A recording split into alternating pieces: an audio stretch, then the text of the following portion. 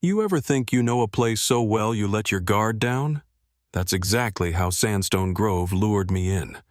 One minute you're watching your 12-year-old daughter glide down a wheelchair ramp, face beaming with pride, and the next, well, I'm standing over her in the driveway, hands shaking, trying to press the bleeding out of a gunshot wound on her chest. My own daughter. Rachel. All because of a trigger-happy HOA president with a grudge against anyone who didn't fit her picture of suburban perfection. If you'd told me when we moved in that a fight over a wheelchair ramp would end in gunfire, I would have laughed you out of my yard.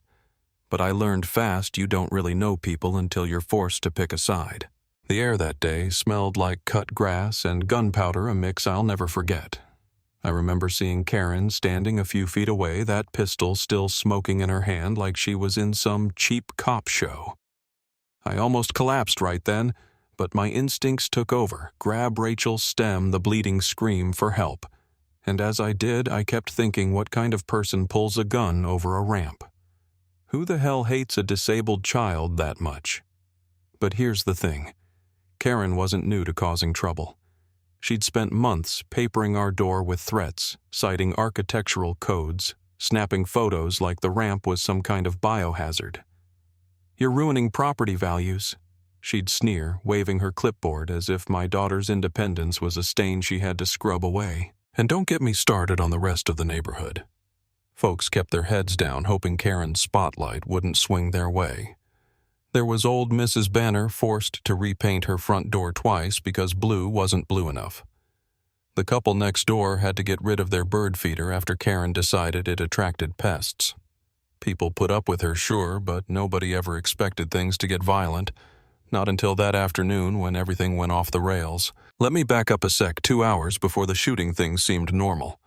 Rachel was practicing on the new ramp, the one I'd fought so hard to get approved for her cerebral palsy. She used to laugh as she zipped down it, loving the speed and freedom. But I could see Karen lurking, storm brewing behind her eyes. Rachel. God bless her, always waved, hoping for kindness. But kindness just wasn't in Karen's vocabulary. When we tried to reason with her, explained the law was on our side, ADA regulations and all that, she'd just double down. "You want to live here? You play by my rules." She'd bark, ignoring every ounce of logic or compassion. Every day brought another angry note, another threat about fines or community standards. At one point, Rachel asked why Karen hated her. I had no answer that made sense to a child. Our neighbors whispered about Karen behind closed doors. Everyone had a story, a complaint, a threat. But nobody dared to stand up. Maybe they thought she was all bark no bite. I almost believed it myself. That day, after another run-in where Karen blocked the sidewalk and accused Rachel of scuffing the concrete with her wheelchair, I tried to keep the peace. Apologized even just to get Rachel to the park for a few minutes of normalcy. We were barely out of earshot when Karen muttered about worthless troublemakers. I could feel Rachel's spirit wilt just a little. Later that afternoon, we came home to a fresh notice taped to our door. A final warning: remove the ramp or face a lawsuit.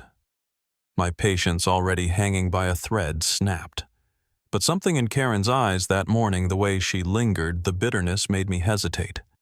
Instead of storming over, I called for an emergency HOA meeting. Nobody replied except one board member who mumbled about looking into it. That was the first real clue that help wasn't coming from within. It got uglier fast. The next day, hateful graffiti showed up on our sidewalk, "Cripples not welcome." Rachel saw it before I could shield her. She tried so hard not to cry. I took photos, scrubbed the sidewalk clean, but the sting wouldn't fade. When I emailed the HOA with proof, most went silent, but the gossip grapevine came alive. Karen started boasting that I'd be sorry if I didn't fall in line. You know what I mean? Sometimes you just feel something bad is coming, but you don't know what. That Saturday, Rachel tried to cheer me up by baking muffins. She never let her disability keep her from doing anything. We were halfway through cleanup when the doorbell rang. Karen again, this time waving a legal notice accusing me of vandalizing the sidewalk with my cleaning solution. She demanded compensation for damages, huffed, and stormed off. leaving Rachel in tears and me in a rage. That night I barely slept. Should I call the police? Was I overreacting or not reacting enough? I started pulling together every scrap of evidence, letters, photos, witness accounts from the few neighbors with guts to speak up. I was ready to go to the precinct, but then came Monday. You know how Mondays are, they lull you into thinking nothing can go wrong. Rachel asked if we could visit the community garden to check on the flowers she'd planted. I figured a little peace and sunshine might do us both good. Halfway there, I heard tires screeching Karen's SUV barreling around the corner. She slammed the door, started rummaging in her car. My heart dropped. Something felt wrong. Then I saw a gun in her hand. She marched toward us, eyes wild, muttering about how nobody listened to her, how I had ruined her community. I tried to stay between her and Rachel, but when she raised the gun, all my instincts screamed at once. Protect Rachel! Call for help! Do something!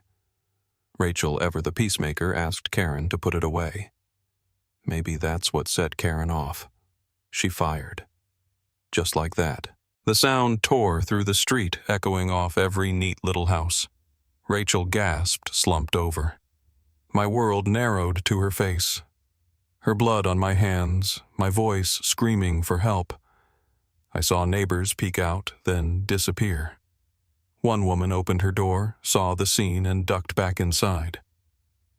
I pressed my hand to Rachel's wound, whispering, "Hold on, honey."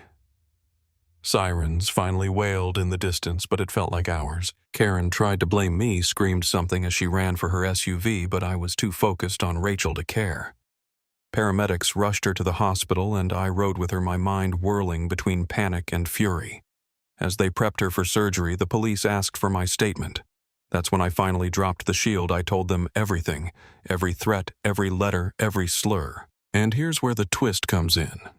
See, I'd never told anyone in Sandstone Grove about my job. I'm the county sheriff, but I always figured neighbor disputes should stay neighborly. But after Karen shot my daughter, that line was gone. I made calls, pulled every string I had. By the next morning, there was an all-points bulletin out for Karen. She ran, but she couldn't hide. Someone spotted her at a motel out of town. I joined the arrest team, couldn't sit by while the woman who nearly killed my daughter was still out there. She tried to run out a side door, but froze when she saw me in uniform.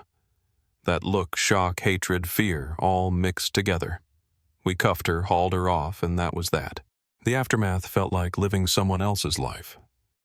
The HOA scrambled board members, tripping over themselves to condemn Karen, offering apologies for not acting sooner. Neighbors brought meals, helped fix up the ramp, promised it would never be touched again. The new board issued a formal apology and changed the rules to protect folks like Rachel, so nobody would ever have to fight this battle again. Karen went to trial, tried to claim self-defense, said the ramp was a menace, called me corrupt. The jury saw right through her. Guilty attempted murder of a minor, among other things. When the judge sentenced her, I felt something break loose inside me, a knot of fear, anger, guilt. Rachel squeezed my hand, and I realized we'd survived the worst. Rachel's still healing scar on her collarbone, but she's got her smile back. The community changed too, became closer, more compassionate. The ramp she once loved is now surrounded by flowers planted by the neighbors. The board funds new ramps for other families. Rachel volunteers with a local group teaching folks about disability awareness. Some days I still wake up in a cold sweat thinking I didn't get there in time. But I see Rachel rolling down the driveway grinning, and I know we made it through. Karen's gone, but her story lingers, a warning to anyone who thinks power justifies cruelty. Now, when people pass our house, they stop to say hello. No more fear, just community. So let me leave you with this: when one neighbor's hate nearly destroys everything, it takes everyone else to push back. Where do you stand when that line gets crossed? Is keeping the peace worth turning a blind eye? Or does real community mean standing up even when it's hard? I'd love to know what you think. When is enough? Finally enough. Is justice just the verdict, or is it what we do next, together? Go ahead, Tell me, because I promise this is a conversation that every neighborhood needs to have.